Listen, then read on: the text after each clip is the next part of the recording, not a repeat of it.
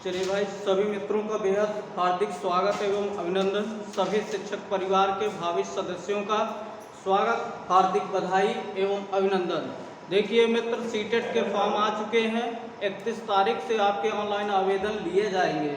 तो सीटेट की क्लास में जो भी हैं, आप लोग यदि सोच रखे हैं कि भविष्य में हमें शिक्षक बनना है, शिक्षक पद को सुनिश्चित करना चाहते हैं, तो बहुत ही अच्छा सुनहरा अवसर है।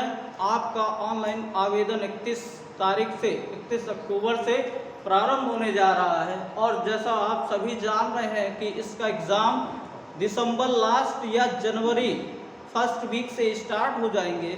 और मित्र, आपको बता दें कि सबसे बढ़िया मौका ये है कि इसके बाद केंद्रीय विद्यालय की वैकेंसियाँ आना तय हैं।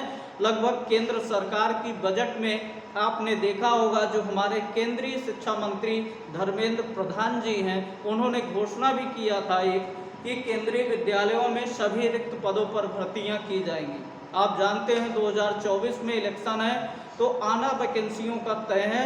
सभी लोग, जो लोग सीटेट पास हैं, उनके लिए भी हार्दिक शुभकामनाएं। जो लोग पास नहीं हैं, वो आप यदि सोच बैठे हैं कि हमें एक सीट केंद्रीय विद्यालयों में या फिर आपके राज्य स्तर में लेना है, तो आप सुनिश्चित अपनी सफलता को तैयारी से करने के लिए हमारे साथ जुड़िए। और बहुत बहुत शुभकामनाएं सभी को, आप निश्चित सफलता प्राप्त करेंगे। मित्र ध्यान दीजिएगा, मैं सीटेट स्पेशल या UP TET, super TET, REET, जिसमें भी आपका मनोविज्ञान सब्जेक्ट है, मनोविज्ञान के प्रश्न 30 प्रश्नों का संकलन आता है आपकी परीक्षाओं में। मैं यहाँ से आज से पहले टॉपिक निरंतर स्पेशल विशेष तौर से सीटेट यूपी टेट को फोकस करते हुए, आपका जैसे एग्जाम लगा हुआ है सीटेट का, तो प्रथम वरीयता सीटेट को देते हुए मनोविज्ञान में जो भी प्रश्न इम्पॉर्टेंट है, जिस टॉपिक से प्रश्न आ रहे हैं, उन प्रश्नों की चर्चा, उस टॉपिक को मैं विधिवत आपके समक्ष प्रस्तुत करते हुए, हमारा प्रयास मित्र यही रहेगा कि आपका 30 में 30 आने की प्रबल संभावना रहे। बाकी आप हमारे साथ मेहनत करिएगा। निश्चित है कि मनोविज्ञान में आज के बाद से आपका सारा डर खत्म हो जाएगा। पूरा मनोविज्ञान का 30 प्रश्न आप आसान तरीकों में सॉल्व कर लेंगे। तो इसी क्रम में, इसी श्रृंखला में मैं मित्र आज पहले topic CTET special UP TET के दृष्टि से रखते हुए, जो कि आपका जीन पियाजे एक महत्वपूर्ण विचारक हैं, संज्ञानात्मक विकास क्षेत्र में इन्होंने योगदान दिया है। और जीन पियाजे से आप प्रीवियस ईयर उठा के देखिएगा, हर बार 3 से 4 प्रश्न अवश्य जीन पियाजे से पूछे गए। तो यहाँ से आज मैं टॉपिक की श्रृंखला जीन पियाजे से शुरुआत करता हूँ। आपके सीटेट दिसंबर 2022-23 के लिए बहुत ही इम्पॉर्टेंट महत्वपूर्ण श्रृंखला होने जा रही है। आपका टॉपिक है जीन पियाजे, और जीन पियाजे ने देखिए दिया है संज्ञानात्मक विकास का सिद्धांत। क्या दिया है? संज्ञानात्मक विकास का सिद्धांत, कॉग्निटिव डेवलपमेंट थ्योरी। ध्यान दीजिएगा मित्र, सबसे पहले जीन पियाजे का एक परिचय हम लेते हैं।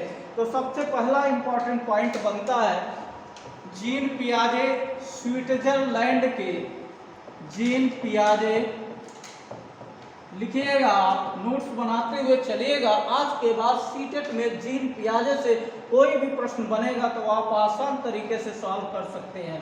जीन पियाजे स्विट्जरलैंड के, ध्यान दीजिएगा, स्विट्जरलैंड के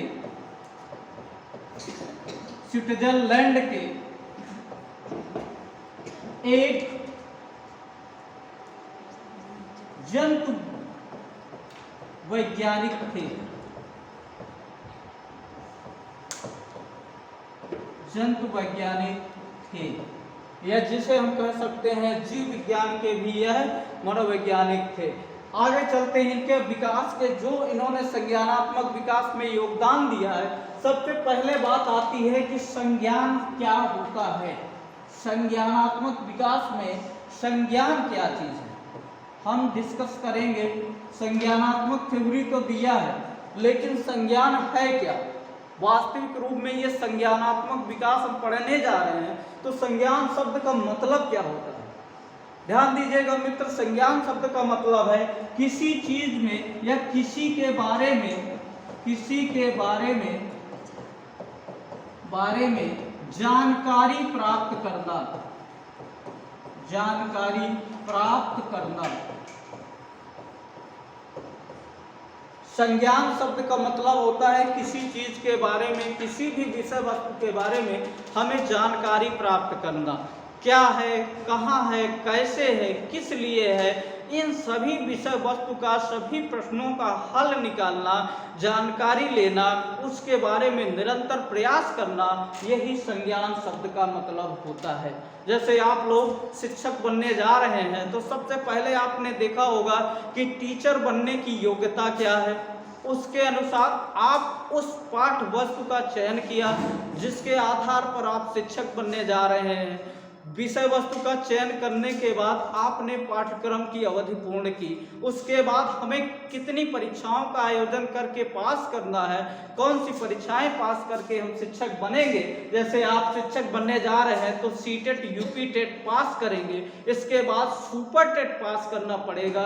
तो इसकी जानकारी प्राप्त करना ही क्या कहलाता है, संज्ञान कहलाता है। किस तरह से हम शिक्षक बनेंगे, कैसे क्या क्या रणनीति अपनानी है, कौन कौन से सब्जेक्ट पढ़ने हैं, किस तरह से प्रयास करना है, परीक्षाओं को पास करके हम शिक्षक बनेंगे, इन सभी को जानकारी प्राप्त करना ही हमारा क्या कहलाता है, संज्ञान कहलाता है। चलिए आगे चलते हैं। ये चीज समझ में आ गई। इसी चीज को, इसी विकास को आगे बढ़ाया है जीन पियाजे ने, और इसी को हम क्या कहते हैं, संज्ञानात्मक विकास का सिद्धांत कहते हैं। आगे चलते हैं हम। और क्या महत्वपूर्ण तथ्य होंगे आपकी परीक्षाओं के लिए, तो ध्यान दीजिएगा।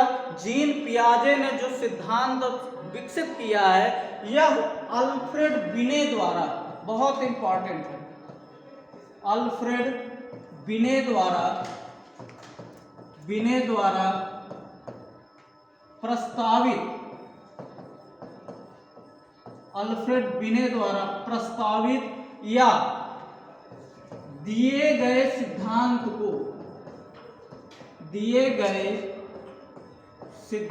को आधार मानकर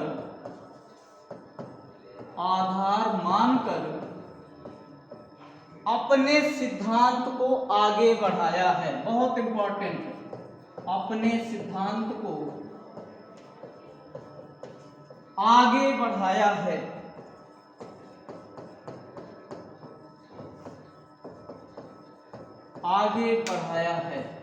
तो ध्यान दीजिएगा मित्र, आपसे यूपी टेट की परीक्षा में यह प्रश्न पूछा जा सकता है कि जीन पियाजे ने किसके सिद्धांत को आधार मानकर अपने सिद्धांत का प्रवर्तन किया या अपने सिद्धांत की प्रस्तुति की। तो कौन है, अल्फ्रेड बिने द्वारा दिए गए सिद्धांत को आगे बढ़ाया। ठीक है, अब हम आगे चलते हैं। जीन पियाजे के और क्या इंपॉर्टेंट तथ्य हैं जो कि हर बार सीटेट की परीक्षाओं में पूछे जाते हैं। ठीक है, तो ध्यान दीजिएगा। जीन पियाजे के अनुसार, जीन पियाजे का मानना है, ये बहुत इंपॉर्टेंट लाइनें हैं जो सीधे सीधे सीटेट एग्जाम में आती हैं। जीन पियाजे का मानना है कि जैसे जैसे जैविक परिपक्वता आगे बढ़ती जाती है,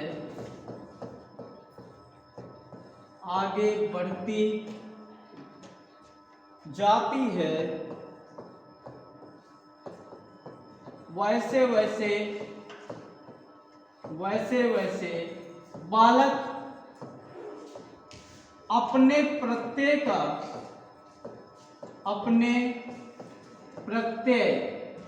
का मतलब आप समझ रहे हैं ना, कॉन्सेप्ट, अपने कॉन्सेप्ट का निर्माण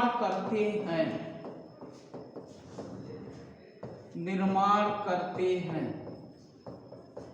इस लाइन का मतलब कहने का ये है कि जैसे जैसे मान लीजिए बालक का जन्म हुआ, बालक छोटा है, 1-2 साल का है, उस समय बालक लगभग कुछ नहीं जानता, 4-6 महीने में केवल अपने परिवार के सदस्यों को, माँ पिताजी को ही लगभग थोड़ा बहुत पहचानता है, लेकिन जैसे जैसे जैविक परिपक्वता का मतलब यह है कि उम्र के आधार पर उसकी आयु बढ़ती चली जाती है। जैसे जैसे समय बीतता जाता है, बालक अपने कॉन्सेप्ट, अपने प्रत्यय का निर्माण करता है। मतलब क्या है कि जैसे जैसे 1 साल का हुआ, परिवार के अन्य सदस्यों की जानकारी प्राप्त करता है।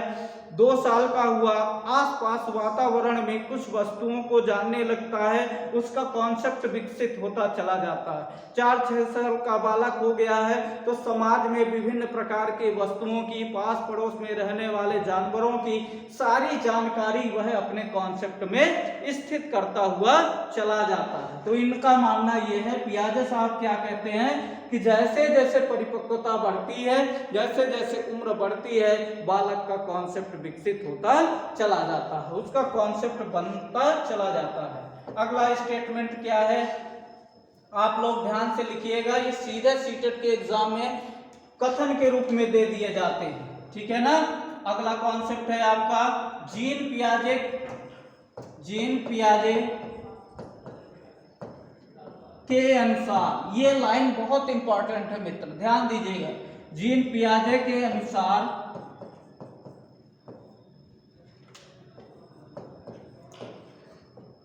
बच्चा एक नन्हा वैज्ञानिक है।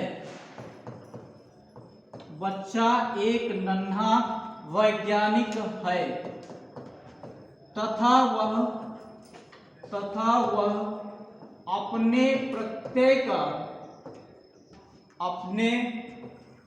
प्रत्यय का निर्माण वातावरण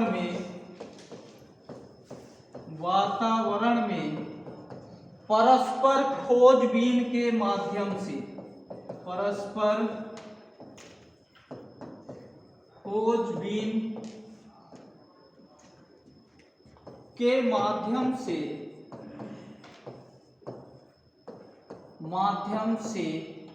करता है। बहुत इंपॉर्टेंट लाइन है। आप देखिए सीटेट का पेपर उठा के प्रीवियस ईयर देखिएगा, डायरेक्ट यह लाइन पूछी गई है। वह कौन सा मनोवैज्ञानिक है जो यह मानता है कि बालक एक नन्हा वैज्ञानिक है, या वातावरण में बालक अपने ज्ञान का निर्माण सक्रिय खोजबीन के माध्यम से करता है? तो ऑप्शन कौन होगा? जीन पियाजे होगा। क्लियर है? कैसे वैज्ञानिक है? पियाजे साहब कहते हैं कि यह नन्हा वैज्ञानिक तो है। कैसे है नन्हा वैज्ञानिक? देखिए मित्रों, आप सभी जानते हैं जब बालक छोटा रहता है, देखिए छोटा सा बालक है, वह वस्तुओं को जानने का प्रयास करता है। आपसे पूछेगा, कोई चीज आप लेके आते हैं मार्केट से, पूछता है पापा यह क्या है ना, अपने पापा से पूछता है, मम्मी से पूछता है यह क्या है, आप बताते हैं कि यह चीज वस्तु है, यह वस्तु ये है, आप बता दिए कि यह वस्तु ये है, तो उसके बाद बालक पूछता है यह कहाँ से लाए हैं, कैसे बनी है, किस लिए बनी है। तरह तरह के प्रश्नों के माध्यम से बालक वातावरण में सीखने का प्रयास करता है किस प्रकार से बना हुआ है। आप देखते हैं बालक वातावरण में मिट्टी के बर्तन बनाता है, खेल खिलौने बनाता है, गाड़ियां बनाता है, छोटे छोटे कंचे बनाता है। इसके माध्यम से वह अपने आप को क्या करता है? सृजनात्मक गुणों का विकास करता है। इसी को जीन पियाजे कहते हैं। चूंकि यह गुण सारे वैज्ञानिक के अंदर पाए जाते हैं, कब, क्यों, कैसे, किस लिए, यह सारे गुण वैज्ञानिक के अंदर पाए जाते हैं। तो ये सारे गुण जब बालक में उत्पन्न हुए तो पियाजे साहब इसको एक नन्हा वैज्ञानिक कहते हैं वैज्ञानिक है और अपने ज्ञान का निर्माण स्वयं करता है। बालक को गाड़ी चाहिए तो मिट्टी, देखिए मिट्टी का एकत्रीकरण करता है, उसको गूंथता है पानी डाल के, उसके बाद गाड़ी बनाता है, उसको आग में पकाता है और उसके बाद गाड़ी का निर्माण कर देता है। तो बालक अपने ज्ञान का निर्माण परस्पर वातावरण में खोजबीन के माध्यम से करते हैं। बहुत इंपॉर्टेंट लाइन है, कई बार यह प्रश्न आ चुका है। आगे चलते हैं। अगला कोटेशन इनका क्या है? जीन पियाजे का मानना है, जीन पियाजे का मानना है कि बच्चों की सोच, बालकों की सोच, बच्चों की सोच प्रकार में अलग हो। क्या लिखे हैं? जीन पियाजे का मानना है कि बच्चों की सोच, थोड़ा सा एक पॉइंट और लिख लीजिएगा, बच्चों की सोच वयस्कों से, बहुत इंपॉर्टेंट लाइन है, बच्चों की सोच वयस्कों से प्रकार में अलग है,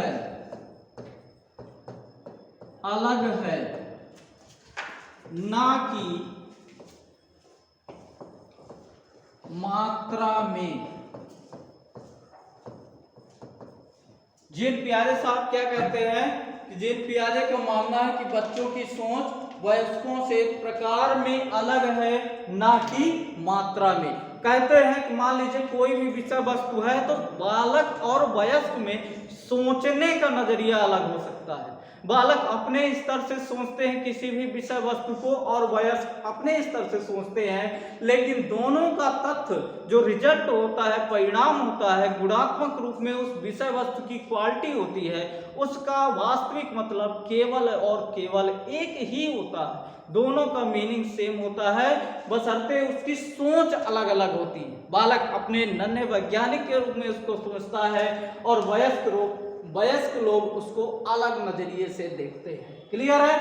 यह प्रश्न कई बार आ चुका है, सीटेट में डायरेक्ट यही पूछा है। जीन पियाजे का मानना है कि बच्चों की सोच वयस्कों से, और आपको ऑप्शन दिया है डैश, प्रकार फिर में अलग होती है। रिक्त स्थान के माध्यम से यह प्रश्न पूछा गया है। क्लियर है? चलिए आगे चलते हैं। जीन पियाजे से संबंधित जो ये इंपॉर्टेंट पॉइंट है, अब देखिए संज्ञानात्मक विकास के ये कुछ 2-3 पॉइंट है जीन पियाजे के, जो आपसे प्रश्न बनते हैं, सीधे कथन के रूप में दे दिए जाते हैं। अब देखिए संज्ञानात्मक विकास समझने से पहले, पियाजे साहब के सिद्धांत को समझने से पहले इन्होंने कुछ नए शब्दों का प्रयोग किया जो समझना बहुत इंपॉर्टेंट है। और हर बार सीटेट के एग्जाम में आप देखिएगा 1 से 2 शब्द उनके अवश्य एग्जाम में पूछे जाते हैं, जो कि बहुत इंपॉर्टेंट है। चलिए देखते हैं। Concept of cognitive development theory.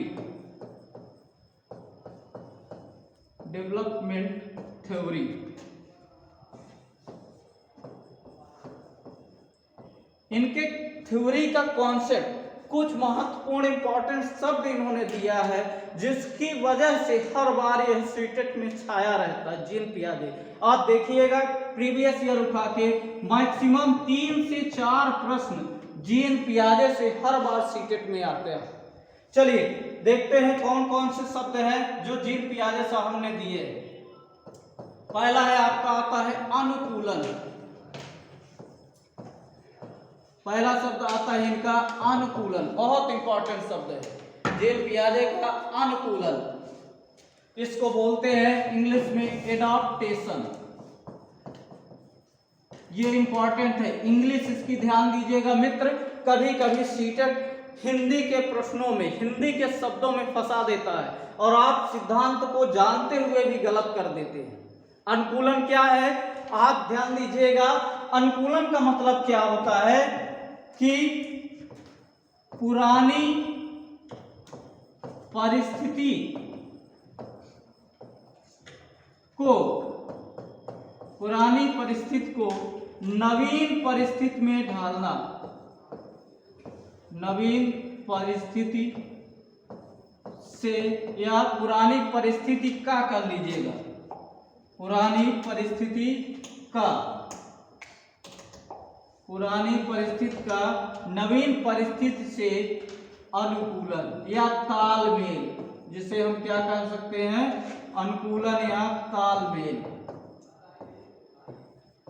मतलब क्या है कि एक पुरानी परिस्थिति में, जहां जैसे मान लीजिए आप अभी शिक्षक की तैयारी कर रहे हैं शिक्षक की विषय वस्तु टीचर बनने के लिए आप तैयारी कर रहे हैं, पढ़ रहे हैं, तो ऐसी कंडीशन है आप एक लर्नर की भांति प्रयोग आ रहे हैं, अभी आप ज्ञान का अर्जन कर रहे हैं। यह एक आपकी पुरानी परिस्थिति मान सकते हैं, और यदि आवश्यकता पड़े तो नवीन स्थान पर आपको टीचिंग करने का मौका मिल जाए, तो जैसे आपने ज्ञान का अर्जन किया है उस नवीन परिस्थिति में आप उस ज्ञान का अनुकूलन कर जाए। मतलब क्या है कि आपको यदि पढ़ाने का मौका दे दिया जाए तो आप अपने आप को उस परिस्थिति में ढाल सके, जो विषय वस्तु आपने सीखा है उसका छात्रों तक आप प्रसारण कर सके, आप संचरित कर सके, अपने ज्ञान को ट्रांसफर कर सके नवीन परिस्थिति में।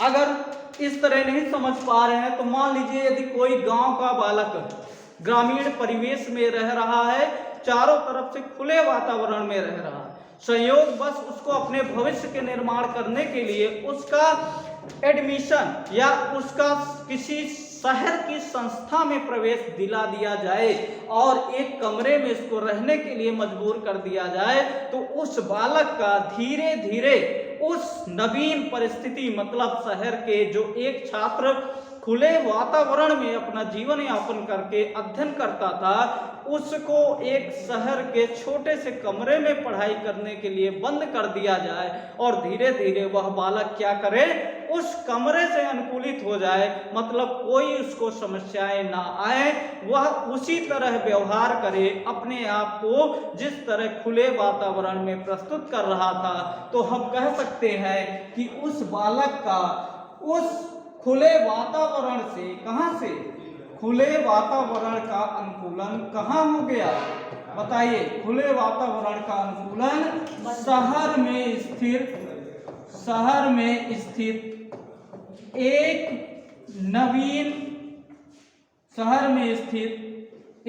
नवीन छोटे से कमरे से हो जाता है, छोटे से कमरे से हो जाता है। समझ में आ गया अनुकूलन क्या है? अब मित्र आगे अनुकूलन को उन्होंने दो भागों में बांटा, इसकी प्रक्रिया दो है। बहुत इंपॉर्टेंट प्रश्न है, ध्यान दीजिएगा, ये बहुत इंपॉर्टेंट प्रश्न है, यहां से सीधे सीधे शब्द आ जाते हैं। इसकी दो प्रक्रिया है, एक है आत्मसातीकरण, आत्मसातीकरण या आत्मसातकरण भी कह सकते हैं। इसको क्या बोलते हैं? एसिमिलेशन। क्या बोलते हैं? एसिमिलेशन। आत्मसातीकरण क्या है, या इसी को हम क्या कह सकते हैं? समावेशन। दूसरा नाम इसका है समावेशन। बहुत इंपॉर्टेंट पॉइंट है मित्र, सीधे सीधे एग्जाम्पल देके आपसे पूछ लेता है पियाजे इस तथ्य को क्या कहते हैं, पियाजे के अनुसार क्या नाम दिया जा सकता है? आत्मसातीकरण। आत्मसातीकरण का मतलब क्या है? पुरानी जानकारी में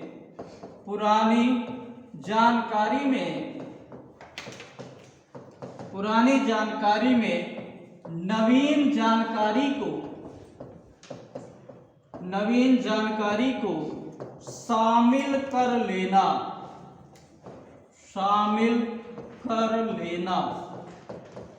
आत्मसात कर लेना। जैसे आप देखते हैं छोटा सा बालक है, वातावरण में देखता है, उसको सिखाया गया है, पास में एक गाय को देखता है, गाय काली है और बालक को बता दिया गया कि यह गाय काली है, काले रंग की है, चार पैर इसके, एक पूंछ है, सींग है, और इसको उन्होंने बताया कि बच्चा यह क्या है? गाय है। बालक क्या करता है, उसके दिमाग में यह जानकारी सेट हो गई कि चार पैर हो, एक पूंछ हो, काले रंग की हो, तो उसको हम गाय कहते हैं। आगे चल के बालक उसी तरह चार पैर वाले कुत्ते को, काले कुत्ते को देखता है, कुत्ता रहता है, उसको देखता है कि यार इसके भी चार पैर हैं। मान लीजिए भैंस को देख लिया, काली भैंस होती है, काली भैंस को देख लिया, कुत्ते को देख लिया, कोई भी ऐसी वस्तु जो काली है, जिसके चार पैर हैं, एक पूंछ है, सींग है, उसको देखता है और बालक उसको अपनी जानकारी में शामिल कर लेता है। कहता है यह भी क्या है, गाय है। मतलब क्या है, यहां से समझ क्या पा रहे हैं, आत्मसातीकरण का मतलब यह है कि हर वह काली वस्तु जिसके 4 पैर हैं, पूंछ है, एक सींग है, उस सभी को बालक क्या करता है, अपनी पुरानी जानकारी में शामिल कर लिया, अंतर कोई नहीं कर पाता। इसी को हम आत्मसातीकरण या समावेशन कहते हैं। बहुत इंपॉर्टेंट है मित्र, कंफ्यूज नहीं होना। मैंने आपको बताया था सीटेट में प्रश्न आया हुआ है, कौवा काला होता है, कोयल भी काली होती है। एक बालक है जो अपनी जानकारी में शामिल कर लेता है और कौवा को संयोगवश कोयल समझ बैठता है। पियाजे के अनुसार वह कौन सा स्टेटमेंट है? वेरी इंपॉर्टेंट प्रश्न, कई बार आ चुका है मित्र सीटेट में, ध्यान दीजिएगा। क्या प्रश्न दिया? कौवा, कौवा और कोयल, यह पॉइंट, यह प्रश्न आ चुका है, आपकी इस पॉइंट से रिलेटेड है। एग्जाम्पल दे के ही पूछते हैं, कौवा काला है, कौवा काला है, कोयल भी काली है। बालक कौवा को देखा, पहचान कैसे पा रहा है? काले रंग से।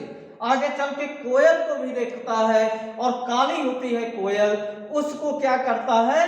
कौवा समझ बैठता है। पुरानी जानकारी में क्या किया? पुरानी जानकारी उसकी क्या है बताइए? पुरानी जानकारी कौवा हो गया, नवीन जानकारी उसकी कोयल हो गई, और दोनों को क्या समझ बैठा? अपने पुरानी जानकारी से जोड़ लिया, उसी में शामिल कर लिया, इन दोनों को शामिल कर लिया, और यह प्रक्रिया पियाजे के अनुसार क्या कहलाएगी बताइए? आत्मसातीकरण।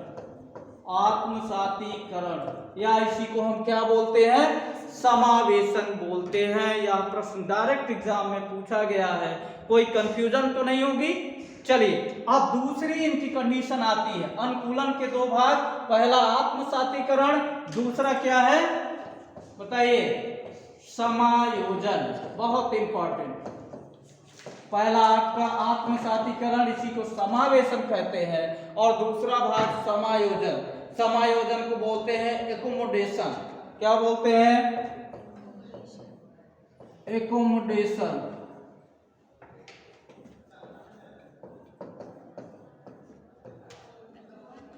समायोजन का इंग्लिश क्या है आपकी? देखिएगा, एकोमोडेशन, एकोमोडेशन है, ठीक है, वो है। तो इंग्लिश से ध्यान दीजिएगा, क्योंकि हिंदी शब्द में उलझा देता है। सीटेट हमेशा हिंदी में आपको फंसाने का प्रयास करता है, इसकी अलग अलग हिंदी दे दिया जाता है, मतलब एक ही रहता है, आप समझ नहीं पाते। तो मित्र ध्यान दीजिएगा, ये बहुत इंपॉर्टेंट शब्द हैं। जीन पियाजे के समायोजन का मतलब क्या है? अभी आपने देखा पुरानी जानकारी में, पुरानी जानकारी में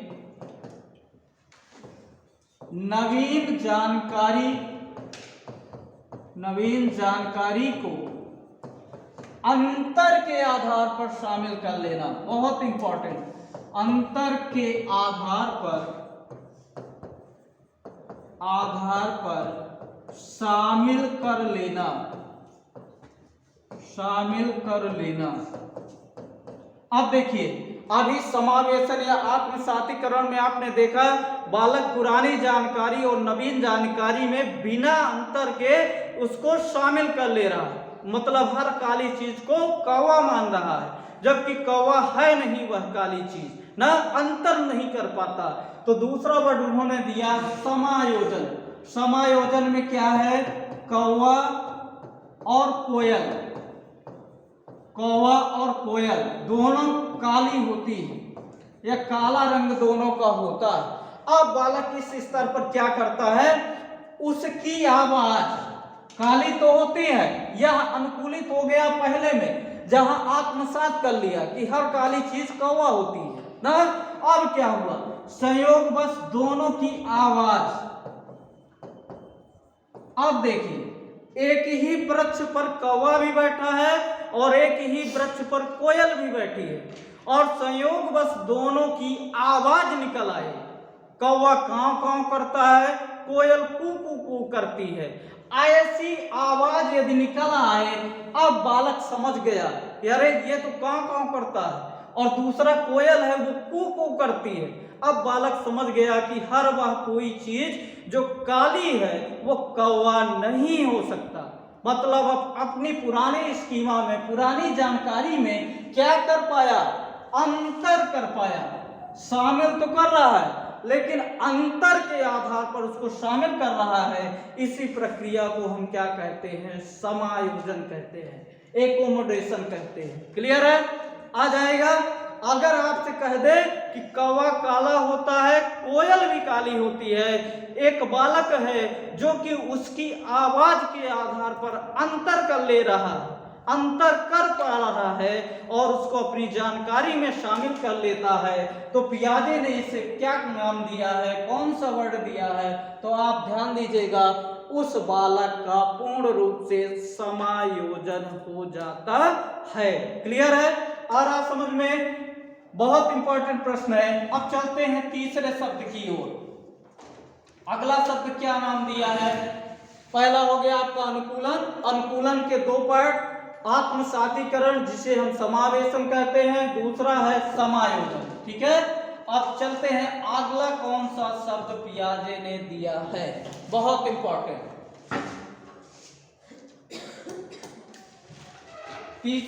अगला है आपका तीसरा, साम्य धारण। साम्य धारण या इसी को क्या बोलते हैं, संतुलन। संतुलन तीसरा शब्द है, साम्य धारण या संतुलन। क्या बोलते हैं इसको, इक्विलिब्रेट। इसी को हम क्या बोलते हैं, साम्य धारण या संतुलन। इसका मतलब क्या है, जो आपने देखा आत्मसातीकरण, आत्मसातीकरण और दूसरा क्या, या इसी को समावेशन भी कहते हैं, समावेशन, या और दूसरा आपने देखा समायोजन। समायोजन, इन दोनों प्रक्रियाओं को जब बालक करता है, इन दोनों प्रक्रियाओं के बीच क्या करता है, तालमेल बैठाने का कार्य करे। तालमेल, ठीक है, तालमेल बैठाने का या सामंजस्य, जिसे हम बोलते हैं सामंजस्य, बैठाने का कार्य करता है, बैठाने का कार्य करता है। ऐसी अवस्था को ही हम क्या कहते हैं, संतुलन कहते हैं, साम्य धारण कहते हैं। मतलब क्या है, बालक दोनों अवस्थाओं के बीच किन माध्यम से, कैसी कंडीशन से, किस तरह से दोनों में अंतर कर पा रहा है, अनुकूलन कर पा रहा है, संतुलन स्थापित कर पा रहा है, इसी को हम साम्य धारण या संतुलन कहते हैं। क्लियर है? चलिए आगे देखते हैं। अगला इनका क्या वर्ड है, स्कीमा। अगला है इसका वर्ड, समझ पा रहे हैं ना? अगला पॉइंट है इनका स्कीमा। लिखिएगा स्कीमा, SCHEMA। स्कीमा का मतलब है कि बालक पुरानी जानकारी, जो भी सूचनाएं स्टोर करा है, आवश्यकता पड़ने पर उसका क्या कर सके, प्रभावी प्रयोग कर सके। स्कीमा का मतलब है बालक के मस्तिष्क में स्टोर हुई सूचनाएं, बालक के मस्तिष्क में स्टोर या संग्रहित सूचनाएं, स्टोर हुई सूचनाएं या जानकारियां भी हम इसको कहते हैं, जानकारियां, जिनका प्रभावी प्रयोग, जिनका बालक आवश्यकता पड़ने पर प्रभावी प्रयोग कर सके, प्रभावी प्रयोग कर सके। क्लियर है। स्कीमा का मतलब ये है कि जैसे मान लीजिए आप हमसे साइकोलॉजी पढ़ रहे हैं, किसी ने आपको बताया कि कोई जितेंद्र सर है या महेश सर है, कोई भी सचिन सर है जो मनोविज्ञान पढ़ाते हैं, तो बालक के दिमाग में वह सूचना स्टोर हो गई कि यार कोई सचिन सर नाम का या जितेंद्र सर नाम का कोई शिक्षक है, टीचर है जो यूट्यूब पर मनोविज्ञान पढ़ाता है। तो बालक पहले इस सूचना को स्टोर करता है और उस सूचना को स्टोर होने के उपरांत उसका प्रभावी प्रयोग कैसे कर पाता है। यदि उस बालक को शिक्षक बनना है, मनोविज्ञान पढ़ना है, तो YouTube पर वह या जिस माध्यम से ऑफलाइन या ऑनलाइन माध्यम से उस टीचर को खोजने का प्रयास करता है कि सचिन सर कौन है, कैसे साइकोलॉजी पढ़ाते हैं, इस जानकारी का प्रभावी प्रयोग बालक कर ले पा रहा है। इसी को जीन पियाजे स्कीमा कहते हैं। क्लियर है। मतलब बालक के मस्तिष्क में जो भी सूचनाएं स्टोर है, आवश्यकता पड़ने पर यदि उसका प्रभावी प्रयोग कर ले, उसी को हम स्कीमा कहते हैं। क्लियर है। आगे समझ में चलिए आगे देखते हैं अगला शब्द क्या है इनका। अगला शब्द है संगठन, ऑर्गेनाइजेशन। बहुत इंपॉर्टेंट है मित्र ये, बहुत। ऑर्गेनाइजेशन, संगठन। संगठन का मतलब ये है कि बालक विभिन्न प्रकार की सूचनाओं को अपने मस्तिष्क पर संग्रहित करता है। इसका मतलब क्या है कि विभिन्न प्रकार की सूचनाओं के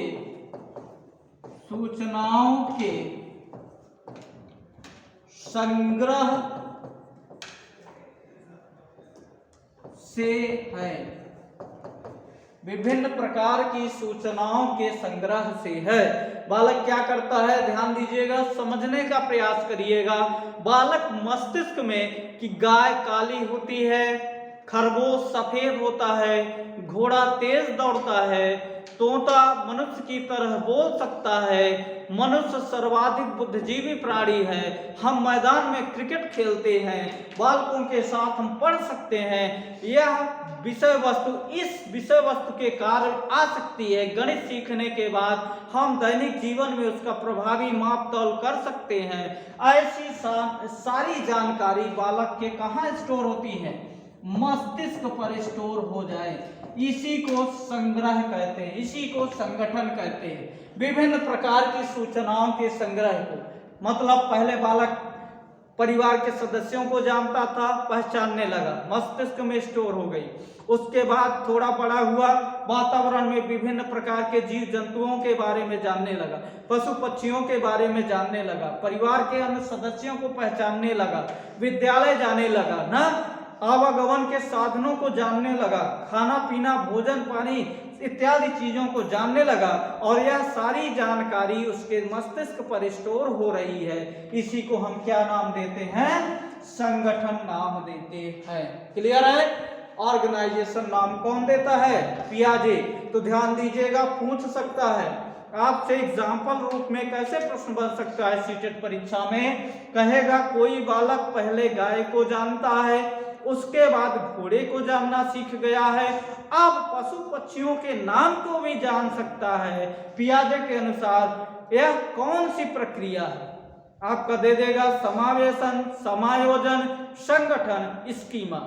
तो आप क्या लगाएंगे, संगठन लगाएंगे, क्योंकि विभिन्न प्रकार की सूचनाओं को वह क्या करता है, मस्तिष्क पे स्टोर करने का प्रयास करता है। क्लियर है। चलिए आगे चलते हैं। संगठन के बाद आता है, आप देखिए ये कुछ संगठन से संबंधित कुछ प्रश्न थे जो कि पियाजे से संबंधित थे। अभी विभिन्न अवस्थाओं के बारे में हम चर्चा करेंगे।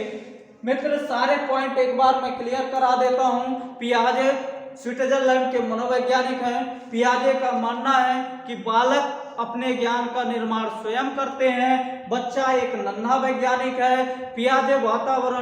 पियाजे का कहना है कि बालक वातावरण में परस्पर खोजबीन के माध्यम से अपने ज्ञान का निर्माण स्वयं करते हैं। अगला कोटेशन है उनका कि पियाजे के अनुसार बच्चों की जो सोच है वो वयस्कों से प्रकार में अलग है, लेकिन मात्रा में अलग नहीं है। कई बार प्रश्न पूछ चुका है एग्जाम में, ठीक है। मतलब उसका एक ही है, लेकिन सोचने का नजरिया बालकों का और वयस्कों का अलग अलग होता है। क्लियर है। कुछ शब्द दिए थे पियाजे ने। पहला हमने बताया अनुकूलन। अनुकूलन क्या है? नवीन परिस्थिति में अपनी पुरानी परिस्थिति को ढाल लेना। मतलब क्या है? नए ज्ञान को पुराने ज्ञान के अनुसार समायोजित कर लेना ना, अपने आप को उसी परिस्थिति, कंडीशन, अनुकूलन, वातावरण के अनुसार ढाल लेना। क्लियर है। गांव का बालक शहर में रहना सीख जाए, यही अनुकूलन है। आ गया। दो पार्ट है अनुकूलन के। पहला पार्ट आता है आत्मसातीकरण, जिसे हम समावेशन कहते हैं। इसमें क्या है? पुरानी जानकारी के आधार पर बालक नवीन जानकारी को भी शामिल कर लेता है। मतलब बिना अंतर के अपनी जानकारी में दोनों को शामिल कर लेता है। कौवा काला होता है, कोयल काली होती है। अब बालक इस आधार पर सीख गया कि हर वह वस्तु जो काली है वह कौवा है, ऐसा अपनी जानकारी में शामिल कर ले। इसी को हम आत्मसातीकरण, समावेशन कहते हैं। क्लियर है। समायोजन हमने बताया आपको कि दोनों जानकारी में यदि अंतर कर ले जाए ना, कौवा और कोयल में आवाज के आधार पर स्पष्टीकरण अंतर कर ले गया। अब बालक नहीं जानता कि हर काली चीज कौवा होता है, उसको पता चल गया कि यह तो अलग अलग आवाज निकालता है। इसी को हम क्या कहते हैं? समायोजन कहते हैं। क्लियर है। संतुलन या सामधारण क्या है? जो आत्मसातीकरण और समायोजन दोनों प्रक्रियाओं के बीच तालमेल, सामंजस्य बैठाने का कार्य करता है। इसी को हम साम्य धारण या संतुलन की अवस्था कहते हैं। क्लियर है। अगला पॉइंट क्या आया था बताइए? स्कीमा। स्कीमा क्या है? जो पुरानी सूचनाएं उसके मस्तिष्क में स्टोर हो गई हैं, आवश्यकता पड़ने पर उसका प्रभावी प्रयोग कर ले जाए, इसी को हम स्कीमा कहते हैं ना। आगे है, लास्ट पॉइंट आता है आपका संगठन। विभिन्न प्रकार की जानकारियों को बालक के मस्तिष्क में स्टोर करना, या बालक अपने मस्तिष्क में विभिन्न प्रकार की जानकारियों को स्टोर करता है, इसी को हम क्या कहते हैं? संगठन कहते हैं। क्लियर है। अब मित्र, ये तो इनके शब्द थे। इसके आगे जो वर्तमान में जो मेन पॉइंट आता है, इनको तो जानना अत्यंत महत्वपूर्ण है। जो संज्ञानात्मक विकास दिया है उसमें इन्होंने क्या दिया है बताइए? हाँ, संज्ञानात्मक विकास में इन्होंने 4 अवस्थाओं का प्रतिपादन किया है। क्या दिया है? 4 अवस्थाओं का प्रतिपादन किया है। प्रतिपादन किया है, ठीक है। 4 अवस्थाएं दिया है इन्होंने। जीन पियाजे साहब अपने संज्ञानात्मक विकास में 4 अवस्थाओं को दिया है। पहला है संवेदी पेशीय अवस्था। संवेदी पेशीय अवस्था, ठीक है। इसका समय पूछा जाता है 0 से 2 वर्ष। क्लियर है। दूसरा है पूर्व संक्रियात्मक अवस्था। पूर्व संक्रियात्मक अवस्था, इसका समय है 2 से 7 वर्ष। ध्यान दीजिएगा, समय भी पूछ लेते हैं। तीसरा मूर्त संक्रियात्मक अवस्था। मूर्त संक्रियात्मक अवस्था, इसका समय है 7 से 11 वर्ष। और लास्ट स्टेज है इनकी औपचारिक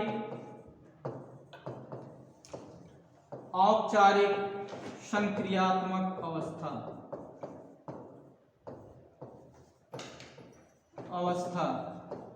इसका समय है 11 से 15 वर्ष। तो ध्यान दीजिएगा मित्र, ये पियाजे साहब की 4 अवस्थाएं हैं। संवेदी पेशी अवस्था, इसी का दूसरा नाम इंद्रिय, इसको और भी क्या कहते हैं, इंद्रिय जनित अवस्था या इंद्रिय गामक अवस्था भी नाम देते हैं। इसका समय है 0 से 2 वर्ष। दूसरा पूर्व संक्रियात्मक अवस्था 2 से 7 वर्ष। तीसरा मूर्ध संक्रियात्मक अवस्था 7 से 11 वर्ष। चौथा औपचारिक संक्रियात्मक अवस्था 11 से 15 वर्ष। क्लियर है? इतना समझ में आया? तो मित्र आज के लिए इतना ही। आज पार्ट 1 है, ज्यादा लंबी क्लास ना हो जाए, इसको ध्यान में रखते हुए इनकी अवस्थाओं को हम अगले दिन में चर्चा करेंगे। इसका पार्ट ए है, पार्ट दूसरा हम अवस्थाओं पे बनाएंगे। और ध्यान दीजिएगा मित्र, इसके बाद आप चाहे UP TET, super TET, CTET, KVS, जहां भी जिन पियाजे हैं, आपके सिलेबस में कोई भी प्रश्न आपको क्लास से बाहर नहीं मिलेगा। ऐसी कोशिश, ऐसा प्रयास हम आपके बीच करेंगे, ऐसा महत्वपूर्ण टॉपिक लेके आएंगे कि कोई भी हमारा प्रयास होगा कि कोई भी प्रश्न इससे बाहर आपकी परीक्षाओं में ना आए। इसी कोशिश में अगर आपने भी लक्ष्य रखा है एक शिक्षक का पद लेने का, तो जुड़िए हमारे साथ। मनोविज्ञान का डर एकदम आसान तरीके से आपके मस्तिष्क से निकाल दिया जाएगा। और यूपी टेट या सी टेट 30 में 30 जो आपका टारगेट है वो 30 में 30 टारगेट हम 30 में 30 का रखेंगे। और मित्र निश्चित तौर पर हम कह सकते हैं कि आप सीटेट परीक्षाओं में आने वाले समय में अनुभव करेंगे स्वयं ही कि आप 30 में 30 ला सकते हैं। तो आज के लिए इतना ही। सभी शिक्षक परिवार के सदस्यों को एक बार पुनः हार्दिक स्वागत, अभिनंदन, बधाई, बहुत बहुत धन्यवाद।